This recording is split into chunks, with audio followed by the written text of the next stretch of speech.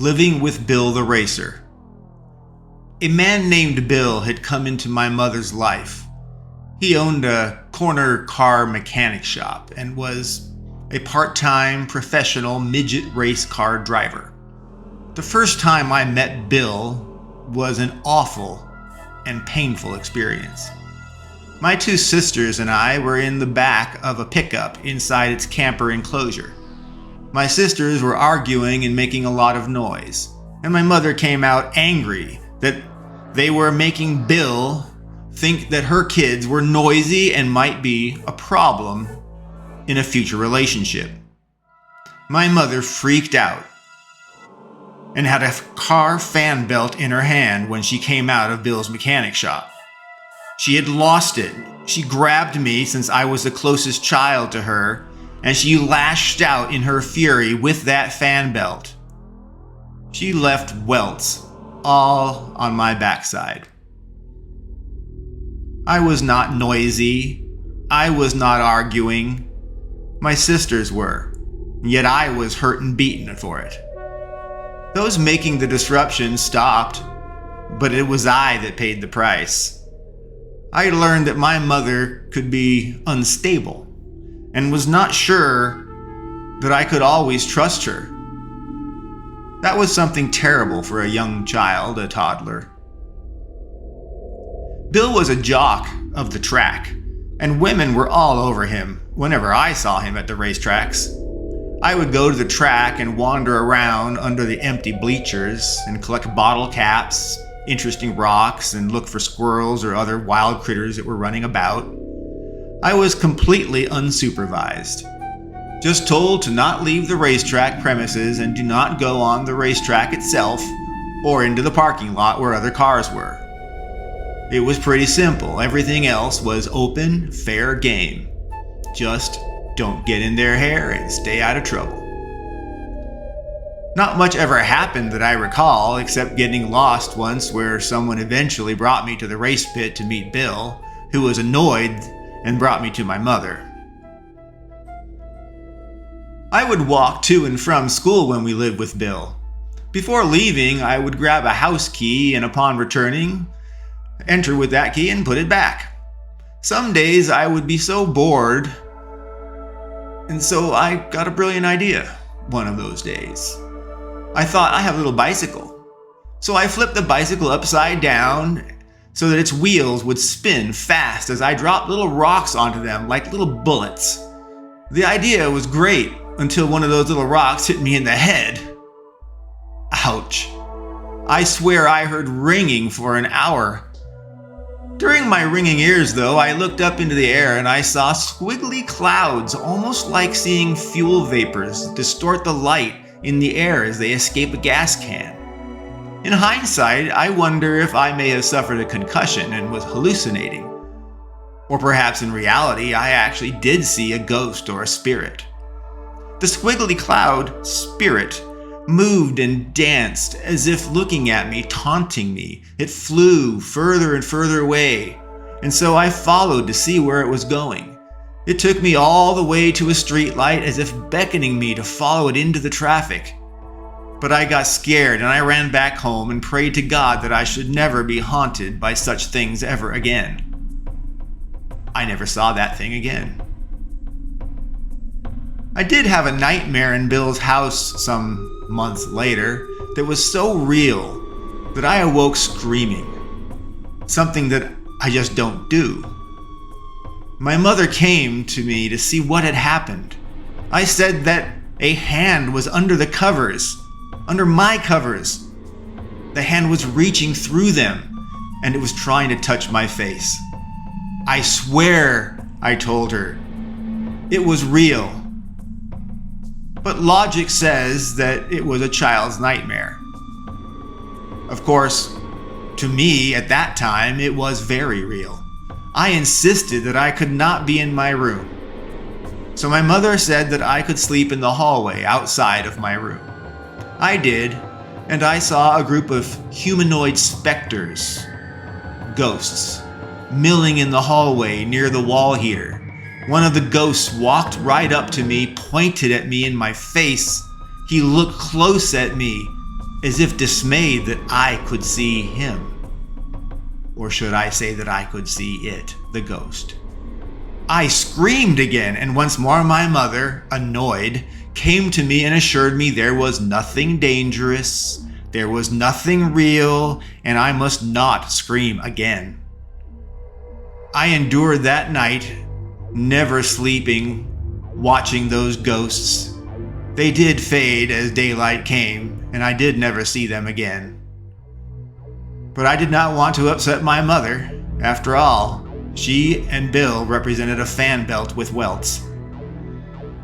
Interesting was the next day, as my sister Cynthia was extremely interested in my story. Bill, upon hearing my story, was actually disturbed, oddly. He said that his father had died in my room and that he had a wake in the room and the hallway where I saw the ghosts. It was all very ridiculous, of course, but everyone suddenly thought my story may not have been just a nightmare. I had one major thing come out of my exposure to spirits and ghosts in Bill's house. I prayed and I prayed to God, to Jesus, and the Holy Spirit that they would protect me from all things supernatural. In some ways, that experience reinforced my belief in divine forces, good and evil in the world. The terror of seeing ghosts and my belief in God so strong that I prayed literally every morning when I awoke and every night that I went to bed for protection against the supernatural until such a day that I was strong enough to defeat it or fight it myself. It certainly was not strong for me then. I was weak. I was a little kid. I am not sure what possessed me as a kid. It seemed like if there was a Santa Claus, he had not been fair to me compared to other kids that I had seen receive so many more gifts and treats. All prior years gave maybe some secondhand clothes or shoes to me, or maybe a single toy. I do not want to exaggerate, but we lived in a car and were transient often. A toy was special, and everything Christmas gave me in the past was directly purchased in front of me by my mother to make sure they were clothes that fit, even if they were secondhand. And if it was a toy, I had better love it because it was the only toy that I would get. The only Santa Claus that I ever had in my life was my mother.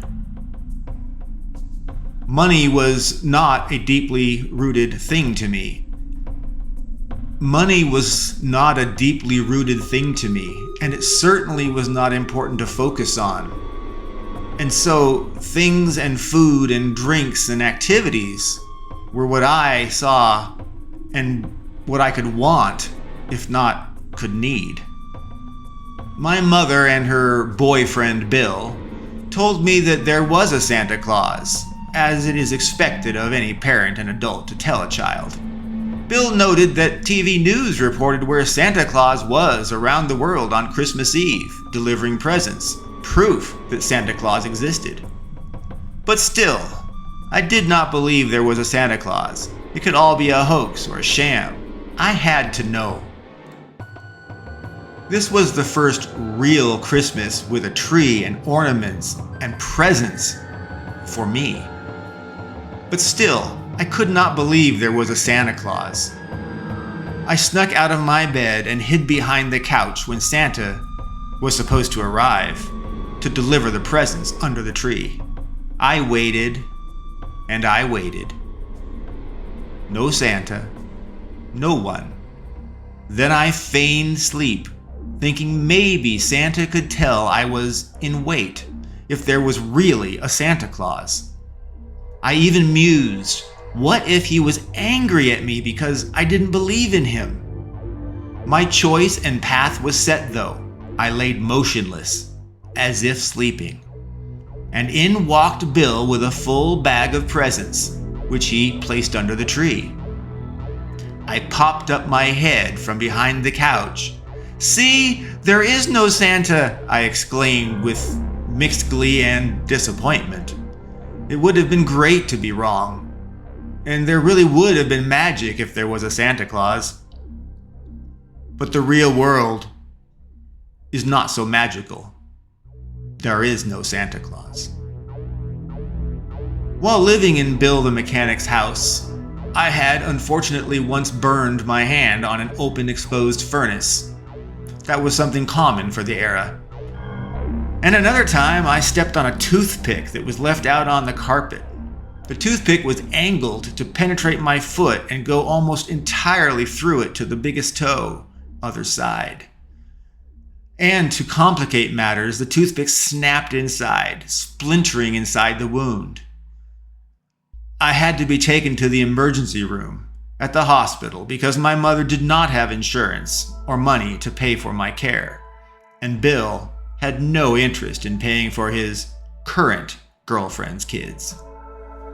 The result, I waited in agony until I was taken into an ER room for minor surgery. Because we had no insurance, the doctor decided that I would have the operation without anesthesia. He commanded 4 nurses to hold each of my limbs down like an animal while he performed surgical incisions, extraction, and sutured sewing. My sobs and flailing in the nurses' arms were pointless. No one cared. They were just going to do their jobs, as told. I nearly passed out from the pain. When it was all done, I admit I was so happy. It did hurt. But at least I was without a toothpick. So much for the doctor's help, I figured, but at least I was done.